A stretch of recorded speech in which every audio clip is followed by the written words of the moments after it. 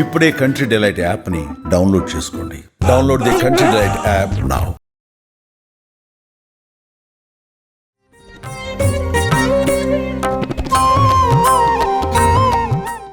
నమస్తే రమగారు. నమస్తే జయ. రమగారు, మనం శరన్నవరాత్రుల గురించి మాట్లాడుకుంటూ ఉన్నాము. 6వ రోజులో ఉన్నాం. ఈ రోజు యొక్క విశిష్టత, అలంకరణ, పూజా విధానం అప్పుడే వారం వచ్చేస్తోంది. అయితే తిథులు పెద్దవి వచ్చినాయి కదా ఈసారి. లలితా పంచమి 6వ నాడు వచ్చింది. ఈ లలితా పంచమి నాడు ఖచ్చితంగా పేరే లలితా పంచమి అని రాయబడుతుంది. లలితా త్రిపుర సుందరిని, లలితా పరమేశ్వరి దేవతని ఈ రోజున అర్చిస్తారు. నవదుర్గ స్వరూపాల్లో మనకి శ్రీశైలంలో అమ్మవారిని కాత్యాయని స్వరూపంతో కొలుస్తారు. అంటే ఈ సంవత్సరము కాత్యాయని అవతారంగా మనకి కనకదుర్గ దేవాలయం 4వ రోజే చూసాం. నవదుర్గల్లో కాత్యాయని స్వరూపం ఉంది. ఈ నందగోప పుత్రికగా చెప్తారు. నందగోప పుత్రిక అంటే శ్రీకృష్ణుడితో పాటు యశోదాదేవికి ఒక కుమార్తె కలిగిందా? అవునండి. ఆ కుమార్తెను ఏం చేశారు, ఆ వసుదేవుడు వెళ్ళి కృష్ణ పరమాత్మని యశోదాదేవి దగ్గర పడుకోబెట్టి అక్కడ పుట్టిన స్త్రీ శిశువుని, ఆడబిడ్డని తీసుకొచ్చారు. అవును. తీసుకొచ్చిన తర్వాత ఈయన ఏం చేశాడు, కంసుడు ఆడపిల్ల వద్దు వద్దని చెల్లెలు బతిమలాడినా వినకుండా ఆ పాపాయిని ఎగరేశాడు పై. ఎగరేస్తే ఆ పాప ఏమైంది, 8 భుజాలతోటి అమ్మవారుగా యోగమాయాదేవిగా దర్శనమిచ్చింది. ఆమె ఈ కాత్యాయని అని చెప్తారు, యోగమాయా స్వరూపిణి. అందుకని ఈ శ్రీకృష్ణ పరమాత్మని భర్తగా కోరినటువంటి గోపస్త్రీలందరూ కాత్యాయనిని పూజించారని చెప్తారు. ఈ రోజున నవదుర్గలలో కాత్యాయని స్వరూపం వేస్తారు. విజయవాడ ఇంద్రకీలాద్రి మీద అమ్మవారి దేవాలయంలో అమ్మని ఈ రోజున లలితా త్రిపుర సుందరిగా అర్చిస్తారు. మనం మొదటి రోజున బాలా త్రిపుర సుందరి, 9 సంవత్సరాల బాలిక, ఇప్పుడు పూర్ణ కళలతో నిండి ఉన్నటువంటి లలితను ఆరాధిస్తారు. లలిత అమ్మవారివి లలితా పంచకం చాలా బాగుంటుంది. ప్రాతస్మరామి లలితా వదనారవిందం అంటే పొద్దున్నే లలితని తలుచుకోవాలి, సూర్యబింబంలో భావించాలి లలితని. ఎట్లా ఉంటుంది ఆవిడ చక్కగా పెద్ద గుండ్రటి మొహంతో ఈ మొత్తం ప్రపంచమే ఆమెగా, బ్రహ్మాండమే లలితాదేవిగా భావించి గనక అర్చిస్తే లలిత మనకి ఇవ్వనిదే లేదు. ఇచ్ఛాశక్తి, క్రియాశక్తి, జ్ఞానశక్తి స్వరూపిణి అని చెప్తారు. 3 శక్తులు ఆమె ఎందుకు కలిసి ఉంటాయి. ఈ స్వరూపంలో ఎట్లా కనపడుతుంది, వెనకాల భుజాల్లో పాశాంకుశాలు, వెనక చేతులతో చతుర్భుజిగా దర్శనమిస్తుందమ్మ. వెనకాల 2 చేతుల్లో పాశము అంకుశము పట్టుకుంటుంది. చెరుకు బిల్లు, పుష్పబాణాలు ధరించి ముందు చేతుల్లో కనిపిస్తుంది. చక్కగా మంచిగా కూర్చుని ఉంటుంది. సింహాసనం మీద కూర్చున్నటువంటి లలితని భావించి అర్చిస్తే విశేషమైన ఫలితం లభిస్తుంది.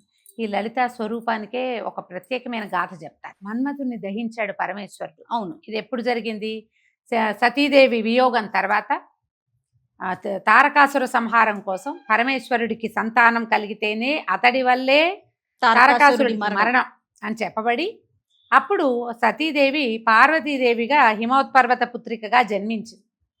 ఆమెని మళ్ళీ పరమేశ్వరుడి వివాహం చేసుకోవటం కోసం ఆమె వెళ్ళి పరమేశ్వరుడిని సేవించే సమయంలో మన్మథుడిని ప్రేరేపణ చేసి పంపారు. పరమేశ్వరుడి యొక్క సమాధిని భగ్నం చేయి, ఆయనకి పార్వతీదేవి మీద మనసు కలిగేలాగా చేయమని. అప్పుడు మన్మథుడు బాణం వేశాడు. పరమేశ్వరుడు తెలుసుకున్నాడు, ఎవరో నన్ను నా సమాధిని భగ్నం చేశారని చూసి పరమేశ్వరుడిని నుదుటి మంటతోటి కాల్చేశాడు. తర్వాత శివపార్వతుల వివాహం జరిగింది. అయితే ఈ మంటకి, కంటి మంటకి కాలిపోయిన మన్మధుడు బూడిద కుప్పగా మారాడు. ఆ బూడిద కుప్పని ఈ ప్రమథ గణాలలో ఒకరు గణేశుడని కూడా చెప్తారు. ఒక బొమ్మలాగా, ప్రతిమలాగా చేసి దానికి ప్రాణం పోస్తే అతడు భండాసురుడనే రాక్షసుడుగా పరిణమించాడు. భగ్నమైనటువంటి దగ్ధమైన బూడిద నుంచి జన్మించాడు. అయితే ఆ భండాసురుణ్ణి సంహరించడానికి పరదేవత లలితా స్వరూపాన్ని ఎత్తింది. వాడు కంట్రోల్ చేయలేకపోయారు. అతన్ని కంట్రోల్ చేయడం మనం దేవతల వల్ల కాలేదు. అతన్ని సంహరించడానికి పరదేవతే లలితా స్వరూపంలో వచ్చి రకరకాల శక్తులతోటి కలిసి అప్పుడే సప్తమాతృకలు కూడా వచ్చారని చెప్తారు. సప్తమాతృకలు అంటే బ్రాహ్మి, మహేశ్వరి, వైష్ణవి, వారాహి, మహేంద్రి, కౌమారి, నారసింహి. ఈ స్వరూపాలన్నీ కూడా సప్తమాతృకా స్వరూపాలు కూడా ఈ భండాసురుణ్ణి సంహరించిన యుద్ధంలోనే ఈ స్వరూపాలన్నీ కనపడ్డాయి. అక్కడే ఈ బాలికా స్వరూపంలో ఉన్నటువంటి బాలాంబిక, ఆమె కూడా యుద్ధం చేసింది. వారాహి యుద్ధం చేసిందని ఇట్లా ఎన్ని రకాల స్వరూపాలు కనిపిస్తే అది మనకి లలితా సహస్రనామం చదివే వాళ్ళకి భండాసుర వధోద్యుక్త శక్తి విక్రమహర్షిత. అందరూ ఈ భండాసురుణ్ణే సంహరించడానికి ఆమె ఎంతో చేసింది, ఎంత ప్రయత్నమో చేసింది. చాలా యుద్ధం జరిగిన తర్వాత వీళ్ళందరినీ ఈ భండాసురుడు అతనితో అటు మొత్తం పరివారాన్ని సంహరించింది అమ్మవారు. ఆ సంహరించిన స్వరూపాన్ని మనం లలితా స్వరూపంగా భావిస్తాం. ఆమెని శ్రీమాతగా చెప్తాం. పూర్తిగా ఇప్పుడు లలితా సహస్రనామం నామాలు ఉన్నాయి, అన్నీ చదవలేవు. శ్రీమాత్రే నమః ఒక్క నామంతో మీరు 1000 సార్లు జపించినా అదే ఫలితం లభిస్తుంది. అవును, 108 సార్లు చేస్తే అష్టోత్తరం అవుతుంది. 1008 సార్లు కనుక చేశారంటే సహస్రనామం పూర్తయిపోతుంది. పవిత్రమైనది, పవర్ఫుల్ కూడా, శక్తివంతమైనది. అయితే అమ్మవారికి ఇవాళ నివేదన ఏం చేస్తారు? పులిహోర, పెసరపప్పుతో చేసినటువంటి బూరెలు నివేదన చేస్తారు.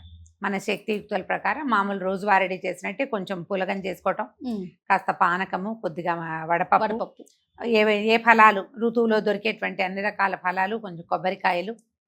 విశేషంగా లలితా సహస్రనామ పారాయణ ఈ రోజున కనుక మనం కుంకుమార్చన అలాంటివి చేసుకుంటే చాలా మంచిది. పంచమి నాడు చేస్తే విశేషం. అవును, 5, 6, 10 మంది ఒకే చోట చేరి ఈ లలితాని ఎన్నిసార్లు అని చదవటం, ఒక 3 సార్లు, ఒక 8, 4 సార్లు, 5 సార్లు లెక్క పెట్టుకుని ఓ 50 మంది చేరామనుకో, 2 సార్లు చదివితే 1,00,000 సార్లు అమ్మనామం చెప్పించినట్టు అయిపోతుంది. అవును, అవకాశం ఉంటే ఇది ఇలా పెట్టుకోవటము, అందరికీ చక్కగా భోజనాలు అవి పెట్టుకుని అందరికి చక్క భోజనం పెట్టడం, తాంబూలం ఇవ్వటం, భోజనాలు కూడా పెట్టుకుంటారు. మనం ఇలా కుంకుమార్చన చేసే రోజున అయితే గనక ఓ 50 మంది ముత్తైదులు వచ్చారు మన ఇంటికి, ఈ ఇది పూర్తి చేసాం, లలితా సహస్రనామం పూర్తి చేసాం, అందరికీ కుంకుమ ఇచ్చాం, అందరూ అర్చన చేసుకున్నాం. తర్వాత చక్కగా అందరికీ భోజన భాజనాదులతో సత్కరించి తాంబూలాలు అవి సమర్పించుకోవడం, బొట్టు పసుపు ఇవ్వటం, అందరికీ పారాయణ పెట్టడం. మనం ఈ రోజున ఎంత చేసుకుంటే అంత ఫలితం. పంచమి నాడు చాలా విశేషం. ఈ రోజున 7 సంవత్సరాల బాలికకి పూజ చేస్తే మంచిది. ఈమెని చండి అంటారు. 7 ఏళ్ల బాలికనికి కనుక పూజిస్తే ఐశ్వర్యప్రదాయనట. మనం ఎక్కడెక్కడ ఆగిపోయిన డబ్బులు వచ్చేస్తాయి, కొత్తగా మనకి డబ్బులు జనరేట్ అయ్యే మార్గాలు ఏమైనా కనపడతాయి. 7 సంవత్సరాల బాలికకి ఈ వారం 10 రోజుల్లో, ఈ నవరాత్రుల్లో ఏ రోజు కుదిరితే ఆ రోజున అర్చించండి. విశేషించి ఈ 6వ రోజు కనుక అర్చన చేస్తే చాలా మంచిది. బాలికకు చక్కగా పాదాలకు పసుపు రాసి పారాయణ పెట్టి గాజులు, తలబొట్టు, తర్వాత ఏమో తలలో పువ్వులు, అలంకరణ సామాగ్రి ఏదైనా ఇచ్చి, ఆకుపచ్చటి వస్త్రాలు ఏవైనా సమర్పించి, మామూలుగా లలిత అంటే మనకి అరుణ అని చెప్తారు. ఆవిడ ఎర్రని వస్త్రం ధరించి ఉంటుంది. లలితా సహస్రనామంలో మొదటే ఆ శ్లోకాల్లోనే కనపడుతుంది అనమాట, ఎర్రని చీర ధరించి ఉంటుంది అని. అయితే ఆకుపచ్చ వస్త్రాలు కూడా సమర్పించవచ్చు. ఎవరికైనా పెట్టేటప్పుడు కూడా, మనం ముత్తైదుకి సమర్పించేటప్పుడు కూడా ఎర్రని జాకెట్, ఆకుపచ్చ జాకెట్ ముక్కలు కానీ, చీరలు కానీ, వస్త్రాలు ఏవి ఇచ్చినా సరే ఆకుపచ్చని వస్త్రాలు ఇచ్చి విశేషంగా అర్చించుకోవచ్చు. పొద్దున సాయంత్రం 2 పూటలా కూడా లలితా సహస్రనామం చేసుకోండి. ఈ లలితా పంచకం అని కనపడుతుంది. 5 శ్లోకాలు ఉంటాయి, ఒక్క ఫలశ్రుతి శ్లోకం ఉంటుంది, 6వది చిన్న శ్లోకం. ఇవి చదువుకోండి. ఒకవేళ సహస్రనామం పెద్దది మా వల్ల కాదు అలాంటివి ఉంటే ఈ లలితా పంచకాన్ని 5 సార్లు, 11 సార్లు, 9 సార్లు మీ లెక్క ప్రకారం చదువుకోవచ్చు. చక్కగా అమ్మవారికి నివేదన చేసి అర్చన పూర్తి చేసుకోవచ్చు. సంతోషరామ్ గారు, 7వ రోజుతో మళ్ళీ కలుద్దాం. తప్పకుండా.